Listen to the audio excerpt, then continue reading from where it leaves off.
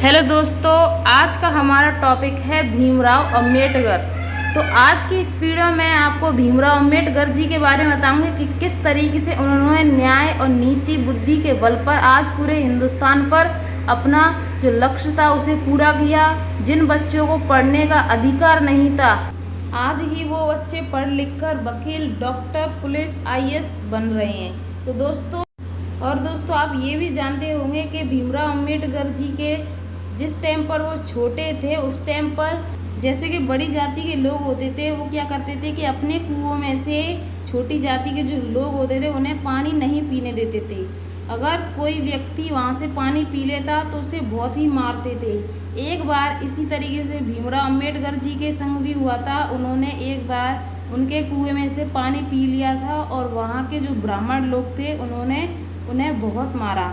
और एक बार क्या था कि भीमराव अंबेडकर जी और कई ऐसे जो नीचे जाति के लोग थे उन्हें पढ़ने का अधिकार नहीं था, पर भीमराव अंबेडकर जी की फैमिली बहुत ही बड़ी थी, यानी कि उनके 14 भाई बहन थे और वो पढ़ना लिखना चाहते थे। और उनके पिता ऐसे शख्स थे, भीमराव अंबेडकर जी ने कहा अपने पिता से कि मुझे पढ़ना है, तो उनके पिता ने उनका दाखिला किसी भी तरीके से स्कूल में करवा दिया। यानी कि जो प्राइवेट स्कूल होते हैं उनमें तो इन्हें नहीं दाखिला मिला, पर जो कोई छोटे मोटे स्कूल थे उनमें इन्हें कैसी भी तरीके से दाखिला मिल गया। इनके पिताजी ने बहुत ही परेशानी उठाई, तब जाके इन्हें स्कूल में पढ़ने का मौका मिला।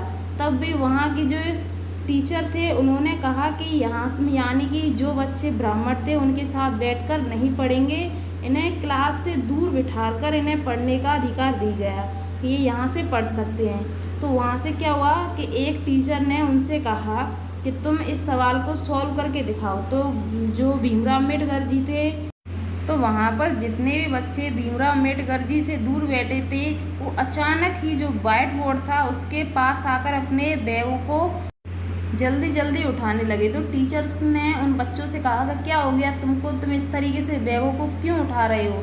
तो उन बच्चों ने कहा कि अगर इसके पैर हमारे बैग से छिप जाते यानी कि छू लेता तो हमारा जो खाना उसमें रखा है वो दूषित हो जाता।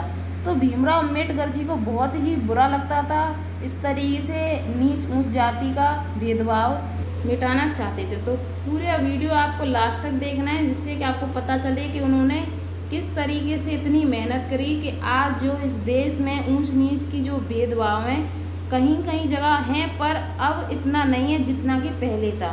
तो वीडियो को पूरा देखना। तो चलिए अब हम आपको बताते हैं कि भीमराव अंबेडकर जी का जन्म कहाँ हुआ। और मध्य प्रदेश महू में स्थित बाबा साहब का जन्म 14 अप्रैल 1891 ईस्वी में महू में हुआ था।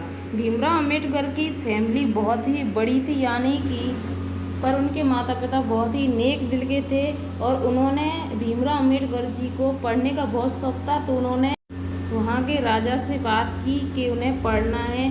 तो वहाँ के राजा ने इतने नेक दिल के थे वो राजा के, उन्होंने भीमराव अंबेडकर जी की पढ़ाई का पूरा खर्चा उठाया और उन्हें विदेश पढ़ने के लिए भेज दिया गया। यानी कि उन्होंने मुंबई से पढ़ाई की अपनी, वहीं से जितनी भी उन्हें डिग्री थी उन्होंने सभी डिग्रियाँ ली और फिर वो उन्होंने डिग्रियाँ लेकर द्वारा मिलने के लिए राजा से मिलने आए। तो वहाँ के जो राजा थे उन्होंने बाबा साहब को वहीं पर बड़े पद की नौकरी दे दी। तो वहाँ पर उन्होंने नौकरी करना शुरू किया, पर क्या था कि वहाँ के जो लोग थे उनके मन में से ऊंच नीच का भाव नहीं मिटा था। यानी कि उस राजा के जो नौकर थे वो भीमराव अंबेडकर जी से ऊंच नीच का भाव करते थे। यानी कि जो भीमराव अंबेडकर जी थे वहाँ पर वो कुएं में से पानी पीने से भी डरते थे। तो एक क्या हुआ था कि उनके 4 बेटे थे, जिन्हें बीमारी के कारण उनके 3 बेटे मर गए, यानी कि उनकी मौत हो गई और किसी कारणवश उनकी पत्नी का भी देहांत हो गया। उन्होंने सोच लिया था कि मुझे ऊंच नीच का जो भेदभाव है उसे मिटाना है।